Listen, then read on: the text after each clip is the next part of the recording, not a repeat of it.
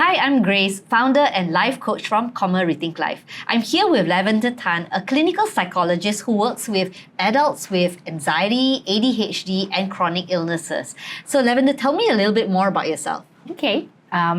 My name is Lavender, as Grace mentioned. Clinical psychology is about working with people with mental health difficulties, so diagnoses like anxiety, depression, ADHD, but also a lot of well-functioning individuals who struggle with these issues. A lot of the people I work with are very high-functioning individuals who on the surface look like they're doing really, really well, but inside they are struggling. They're very weighed down by feelings of anxiety, constantly overthinking, and feeling super burdened. So that's a lot of the people that I work with. Wow, and this is so relevant to our topic today, which is how does anxiety and purpose connect? So we're going to go straight into it. So Lavender, tell me, nowadays in our current lifestyle, right, many people talk about like having anxiety and also that feeling of being lost, right? So why is purpose actually so important? That's a very good question. Whenever I think of the word purpose or meaning, I think of Viktor Frankl. He's a psychiatrist who actually survived the Holocaust. And what he realized when he was in the concentration camps is that the situation is really harrowing, right? Is a really anxiety-inducing situation, definitely. Of course. Oh my goodness. But how people around him got through it is that they had a purpose or a meaning. So for example, for him, his purpose was to survive, get out in order to publish his book on logotherapy. For some of the other inmates, the purpose is to get out in order to see the faces of their loved ones again. Yeah. Wow. So the quote that he used is, a man who has a why can survive anyhow. Wow, a man who has a why can survive anyhow. That I think that goes towards talking about our human instinct for survival. Right? And it's pretty much like we want to actually have a life that is beyond just our current circumstances. Yes, exactly. Can you share with me from your perspective, how is anxiety and a lack of purpose connected? Okay, put it this way, right? So let's say you are a rabbit. If you lack purpose, most likely you will be running, and the feeling would be like you are running from the dog. Essentially, you are just afraid of bad things happening. So when you move in your life, when you go towards anything, you're just running. There's that anxiety, there's that panic of just getting away from something bad, right? As opposed to if you actually have a purpose, that's a carrot. For the rabbit, that is something to look at, to direct yourself towards, to move towards, no matter how difficult the circumstances. So in both scenarios, you are moving, right? So in life, we are doing things, or we are hustling, or we are striving, but the feeling is very different. In one, you know what you want, you're chasing it, and you are looking forward to it. In the other, you are panicking and freaking out and just hoping you don't die. Oh, and I mean, that's quite normal. I think a lot of times people feel that like in life, we are firstly trying to get away from things that are troubling us, right? And I think that sometimes we are so anxious about something that may not happen in life. But I love that perspective of actually chasing after the carrot as well, because then it gives you something to look forward to rather than always looking over your shoulder. And if you're looking over your shoulder, you tend to trip. Yes. Very true. It does make the process harder. Yeah. And I mean, when you, could you share some kind of like stories of, what you have encountered as well in terms of how a purpose has actually helped some of your clients, for example, without going into too much details? Okay. It is very common. I think I'll give the example of someone who perhaps grew up in a broken home, right? So their parents have gone through divorce, so they're terrified of having another divorce in their family with themselves. So what happens is, if you are running away from the dog, you are constantly anxious. What if? So she was dealing with a lot of relationship anxiety. What if my husband doesn't love me anymore? What if he cheats on me? And that translates into her behavior, right? So her behavior becomes a lot more questioning, a lot more doubts, maybe a lot more nagging, when actually what she wants is to preserve the relationship. Now, if you're able to find meaning in this situation, for example, we talked about what do you really care about, right? Aside from just what you're afraid of. And this person said, I really care about having a deep, meaningful connection and building a loving, stable home. Okay, if that is what you care about, what actions would you take? Not the criticizing and nagging and nitpicking, right? Yeah. You would plan quality time. You would share emotions, right? Yeah. So the idea of, I guess, like preserving the relationship is the same, but depending on whether you have the right purpose, your behaviors will be very different. And one comes from that space of fear, right? And in that sense, like if I'm on the receiving end, I can feel the difference. Yeah. And I think like very much like life coaching helps people to actually look forward towards something, like a goal that you're working towards as well, right? And I think this is where I can hear like, wow, if you have a sense of purpose, that everything else becomes more positive.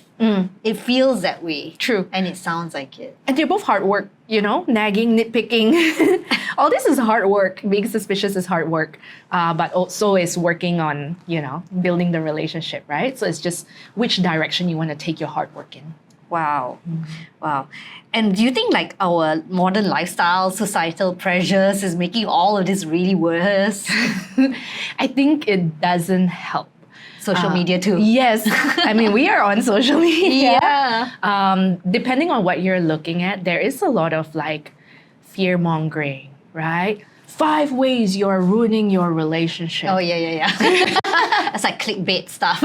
Yes. All those like harrowing stories can instill fear in us. Yeah. Right? I think it doesn't help, but at the same time, a lot of us have this innate anxiety because of our experiences anyway. So, like, I always thought, like, actually having a clarity in our purpose, because obviously sometimes people don't even know what they're running towards. Yeah. Like, their vision of a carrot is not clear. So sometimes people don't have that kind of clarity. And but clarity in our purpose gives us a form of direction, right? So how do you feel from that kind of clinical perspective? Like, how does anchoring in purpose help regulate our anxiety? Okay, it doesn't remove our anxiety. That's the thing. We always say we feel anxious about things that we care about, especially if we are an anxious person, right? But it does give us a direction. So it helps you tolerate the anxiety better, and it helps you choose your behaviors. Very, very good.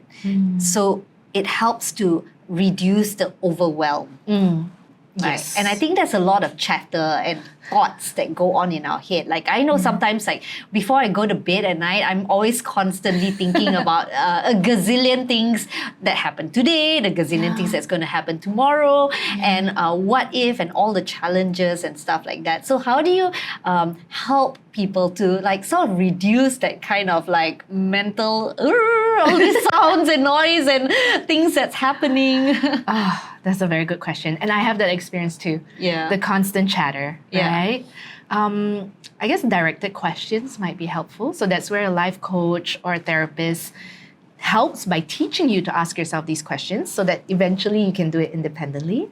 So maybe a question that you could ask yourself if you're spiraling about something is, okay, in this scenario, what do I care about? Right? So maybe, let's say for you, if it's your to-do list, right? Yeah. You can ask yourself, what do you care about in this scenario out of all these things that you are thinking about?